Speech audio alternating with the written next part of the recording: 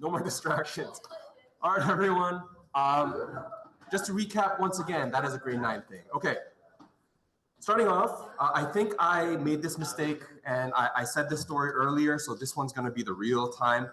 We need to learn what the inverse of an exponential function is. It's going to be very important that you do so because one simple application, a lot of science, particularly in the biological sciences, so biology, biochemistry, genetics, or whatever, they do use the inverse of exponentials a lot. Now, if you remember where you might have first seen exponential functions, typically we used it to describe things like financial math, like money. Now, I don't know how much you have learned this in grade 11 because a lot of teachers sort of quote unquote run out of time and they don't teach you what I consider to be one of the most fun subjects of all of math in high school because it deals with money and how you can make money with your money and so on and so forth. But here's an example of an exponential and what does it mean to calculate its inverse? So forget money. What other examples do we have for exponentials? Think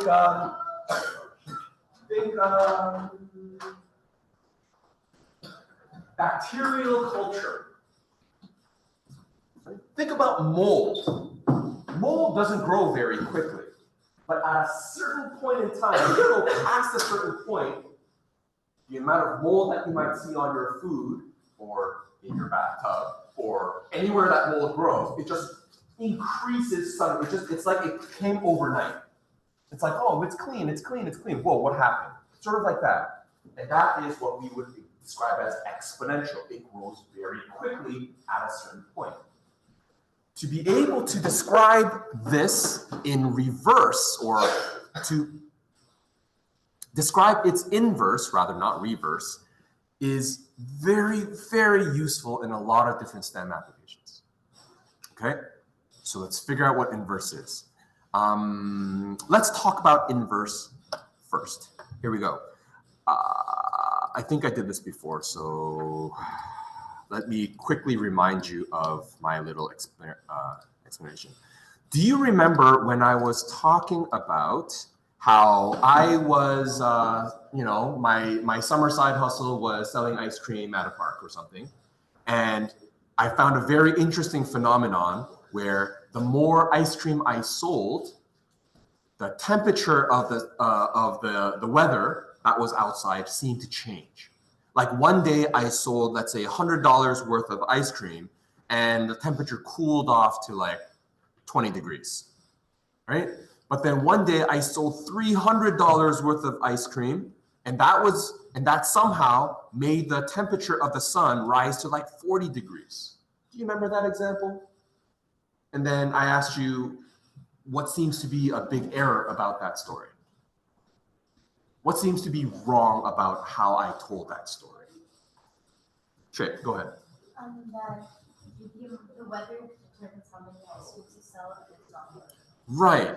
It's silly to think that I and my money somehow control the weather and the atmosphere. In fact, it's the other way around. It's a cause and effect error, I suppose. I forget the actual term in data management. Is it correlation instead of causation? No, it's like something error. Something, I don't know. I don't want to waste time. but yes, the correlation is there, but the cause was wrong.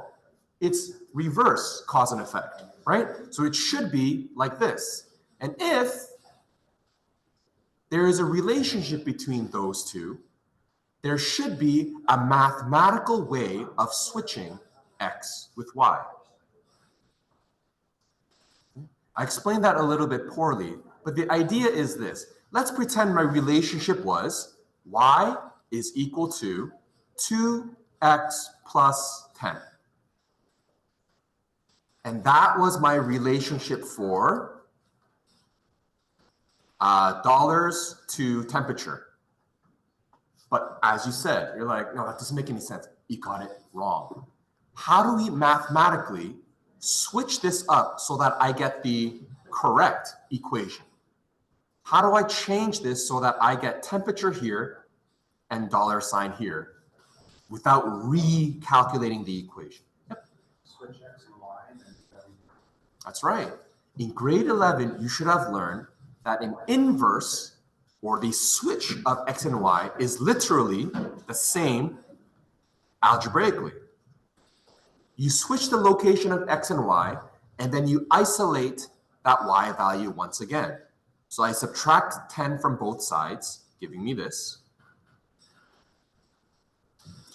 And then I divide 2 from both sides, giving me this, which means my equation, if I were to switch up the X and the Y variables, isn't 2x plus 10, it's half x minus 5.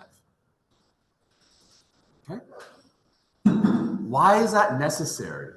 It is necessary when there are times where you don't know if it's obvious or not. You don't know if one causes another.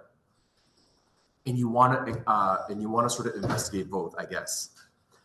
It's the best example I have. And I think as an example of that in real time, I talked about climate change.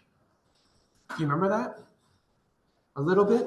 So just to refresh your memory, long time ago, long time ago, before climate change was a thing, and that was when I was in high school, Al Gore, used to be the vice president of the United States a long time ago, came out as the spokesperson presenting an incredible documentary that shook the world, saying, look at this relationship between our temperature and the amount of carbon dioxide we have in the atmosphere and the temperature of the Earth.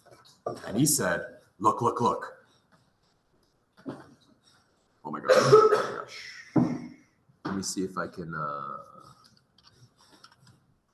take a look, everyone. I took a look at the concentration of carbon dioxide in the world, and I looked at the temperature of the world, and I saw that as the carbon dioxide went up, temperature went up. We are putting in carbon dioxide into the world, and that's why we're heating the world. It was a crazy and earth-shattering, literally, right, documentary.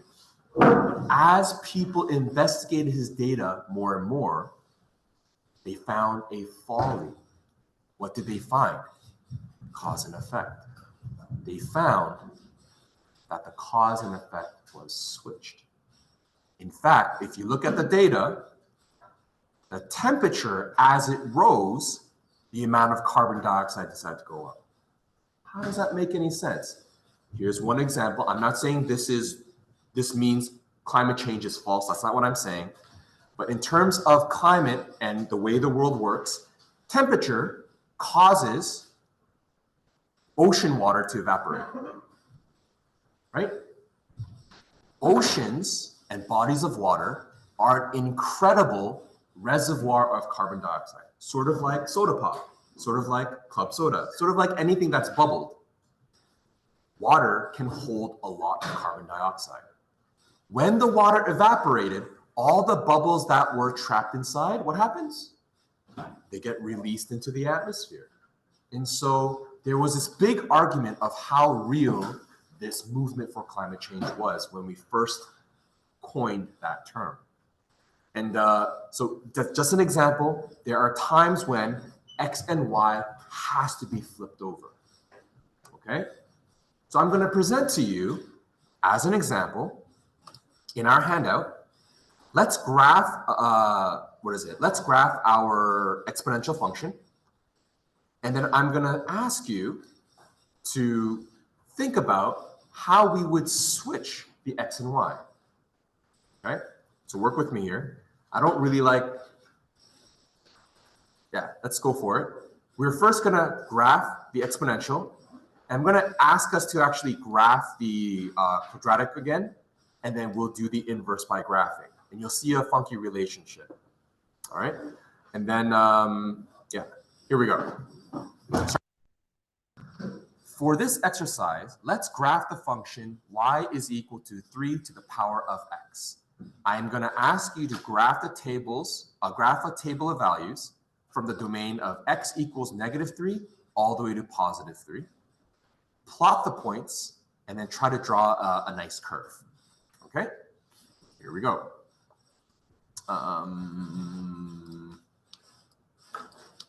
Table of values. We have x, and we have y, which is equal to 3 to the power of x. So I want my domains to be -3, -2, -1, 0, 1, 2, and 3. And let's do the easy ones first. 3 to the power of 0 is, anything to the power of 0 is 1. 3 to the power of 1 is 3. 3 to the power of 2, 9. 3 to the power of 3, 27. And if you know the numbers as we increase, you should know the numbers as we decrease in exponent, right?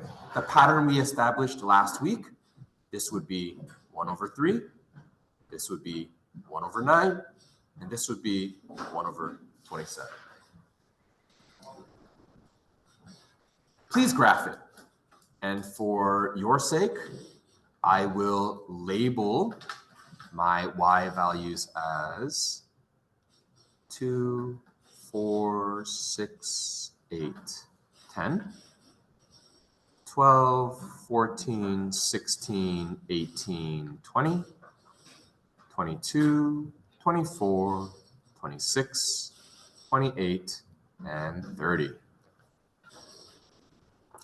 Next.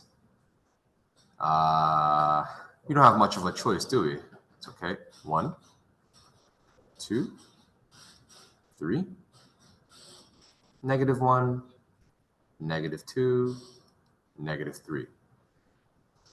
So the -1, -2, -3, and oh darn. No. Could we do the x-axis again? Let's do the same scale as my y-intercept. And you'll see why once we do the inverse. So that's 2, that's 4, that's 6, that's 8, that's 10, 12, 14, 16, 18, 20, 22, 24, 26, 28. That's -2, -4, and that's 2, -2, -4. Okay, I'll give you a moment. Would you please, first off, graph this exponential, and then I'm not giving you the equation for it because that's going to be annoying. That's actually for tomorrow. I would like you to inverse. So if my x is 1/287, my y value is -3. If my x is 1/9, I have y equals -2. If my x is 1/3, my y value is -1. I'm basically switching all the x and y values.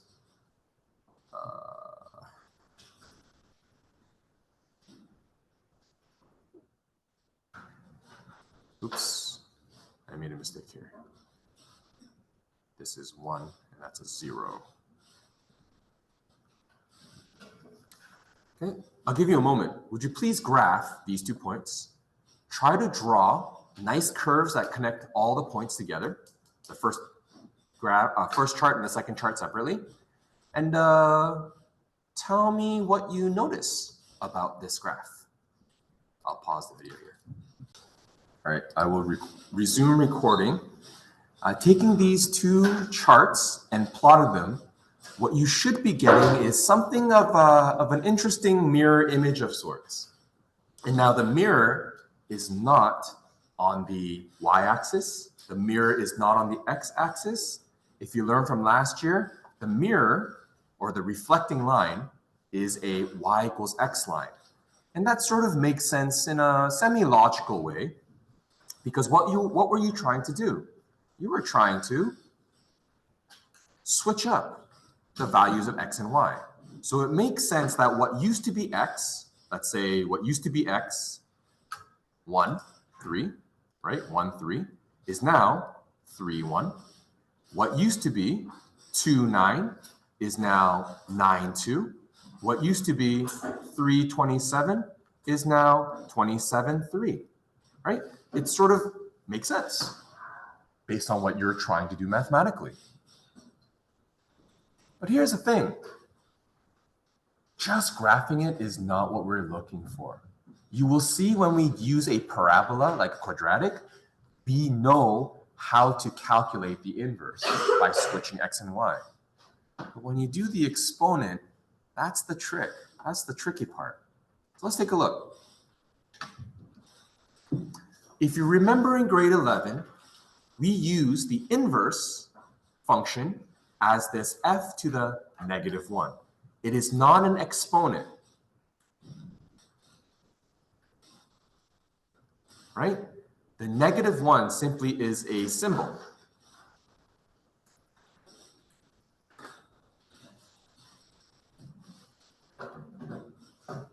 It's a symbol saying, I have taken my f of x and I switched it.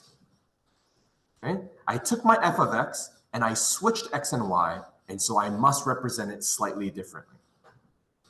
We are switching the location of x and y, and then we are rearranging the variables so that y is once again all alone.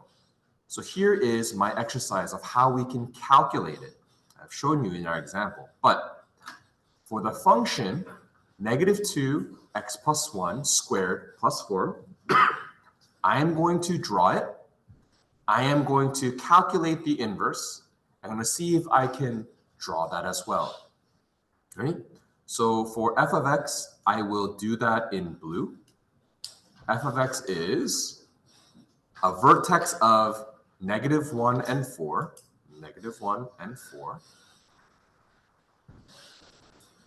And then my vertical stretch upside down is 2. So 2. It used to be 4, so it should be 8. And it used to be 9, it should be 18. Here we go.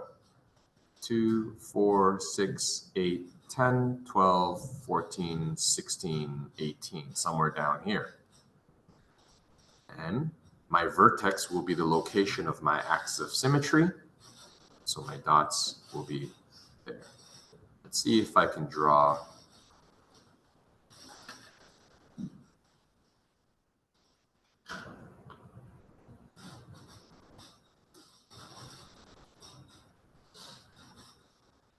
It's not the best parabola.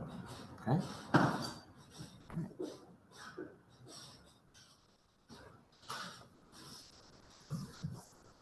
Now, before I calculate my inverse, let's take a look at what we expect the equation to be.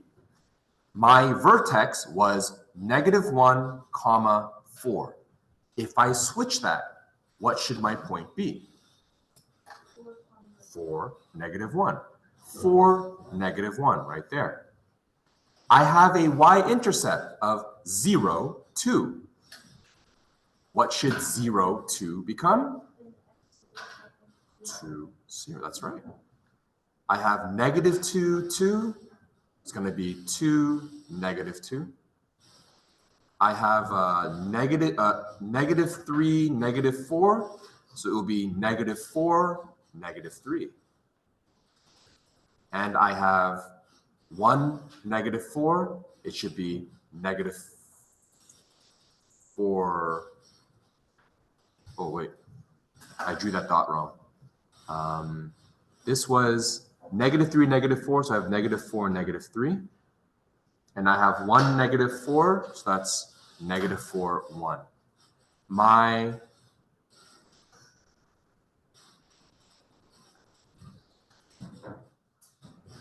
inverse should look something like this.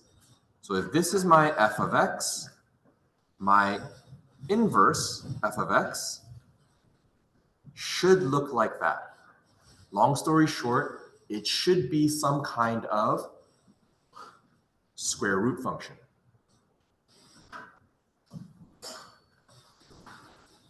All right, remember, square root is like this, and we never wrote the negative portion of it. Okay. Think about it. Ready? If y is equal to negative 2x plus 1 squared plus 4, I am going to switch the locations of x and y in the equation, and I need to get y all alone. So let's do it. Algebra. Subtract by 4 on both sides.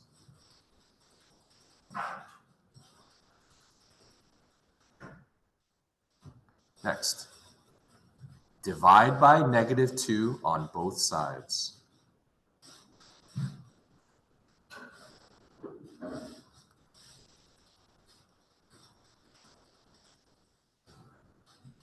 I actually don't like this. Can I just pretend to multiply by a negative half? You'll see what I mean. You'll see why I do that. I'm going to do x minus 4, and that's all going to be divided by that. And then square root both sides, and since I square rooted,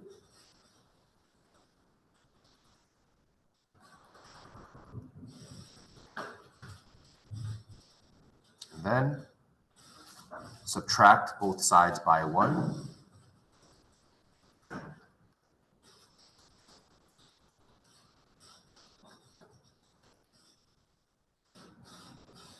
There it is.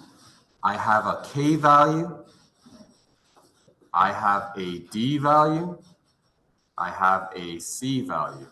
And does that match? Judging just from this, I think it does. A 4 here represents a horizontal shift to the right by 4.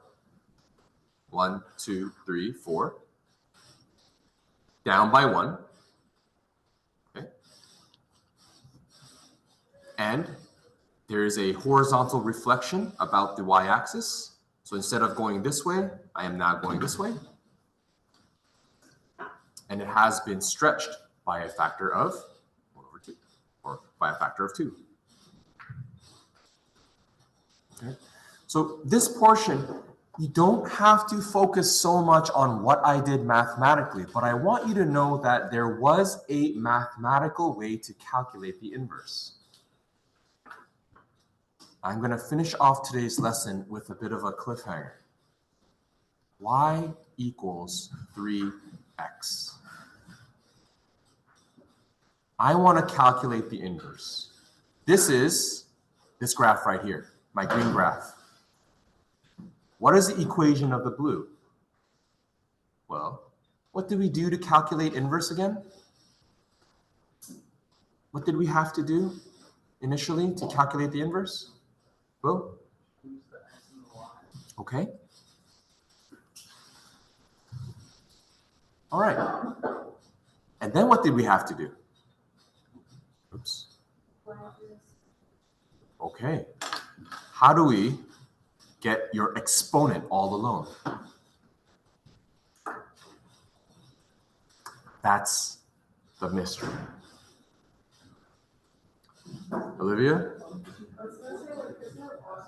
Yes, so that's tomorrow's lesson. Okay? Today's lesson was to get you to remember what an exponential function is.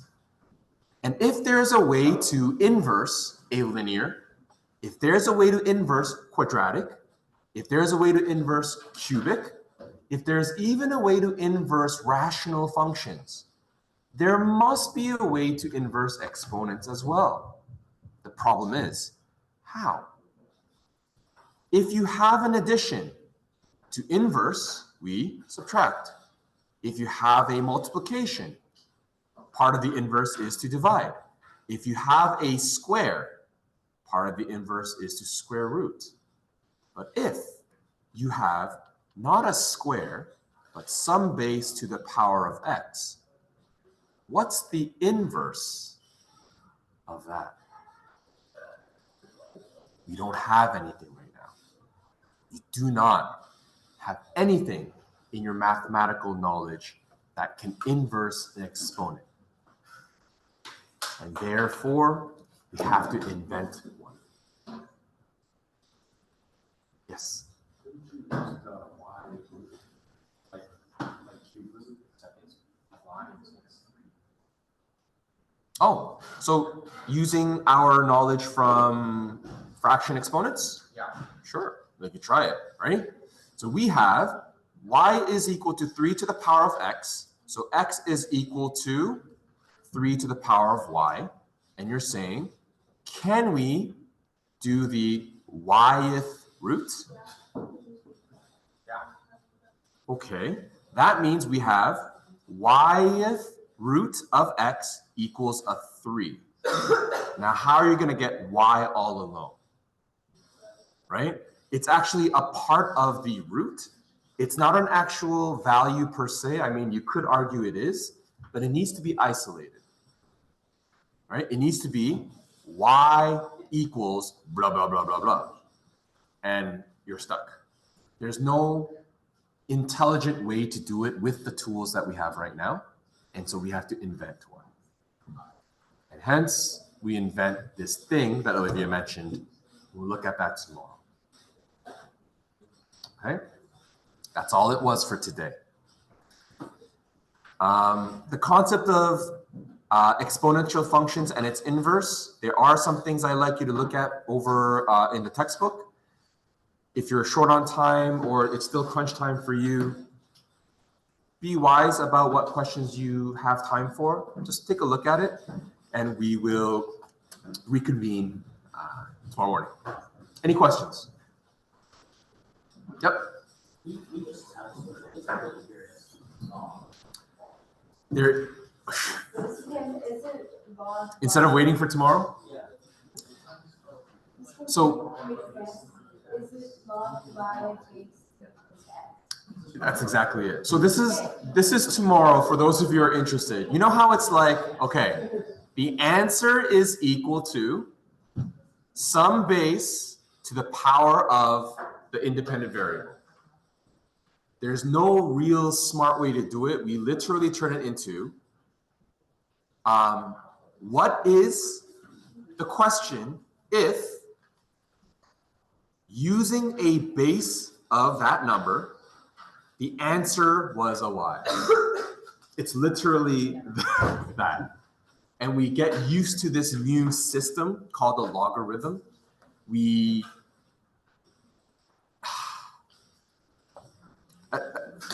It's literally what we're going to explore tomorrow. So maybe we can do some exercise tomorrow. If you can just hold off on that, that would be great. Okay. Yeah, let's call this a day for now. And I'm not liking today's mix-up of today's lesson. I think I'm going to record another one in the afternoon, and maybe I'll clean this up a little bit. Okay, just for today, that's all there is. If there's nothing else, then yes, you may. And yes. Oh, good call. Let me talk about the quiz.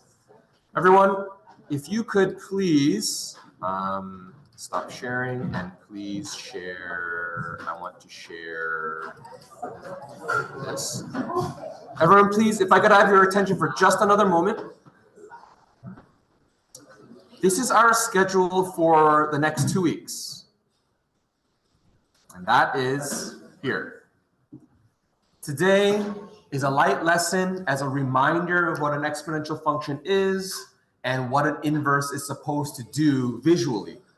Tomorrow, we will learn how we can do that visual mathematically. Okay? So we're going to give you lots of exponent and this new thing tomorrow. We will explore more and more of that and do some harder examples. And there is going to be, I'll call it a mini test because it seems long, but it's basically a halfway checkpoint. Okay? We will review that on Friday to have a quest. I'm going to call it still a quiz on Monday. Okay? And because we want you to know how to use a logarithm based off of exponents, there's going to be no calculators. All right. Why do we not do it on Friday? Because Thursday and Friday is fashion show. And people are staying, it's starting at 7. So people are staying at school until like 9, 10 easily. That's going to suck for those who are going to try to write a test or a quiz on Monday. So it was something that we as a department decided. It's not just me, but I'll take it. However, I have no problem. I have no control over that. Now, because there is a quest on Monday, we are going to continue 6.4 as a way to sort of alleviate the pressure, finishing off 6.5 as the only thing we have left, which means since you are only doing 6.5 as a new thing next week, you have 1 day more of review, and then we have another test on that same week. Okay? I know it's a quick turnaround, but there's no way around it because we have a huge interruption on both Thursday and Friday. I hope you will still pay attention on 6.4, do a fair review so that not only are you preparing for the quiz, but you're actually studying ahead of time for your test. Whatever your schedule looks like, I'm telling you on this date, so I hope you will manage and space out your studies and do whatever you need to do as responsible 17-year-olds and rise to the occasion. Any questions? If this is particularly difficult for you, or this schedule is particularly difficult for you for legitimate reasons, or what you feel might be legitimate reasons, please come talk to me and we'll work something out. If there is a need to work something out. Okay, I'll stop the video here and away you go.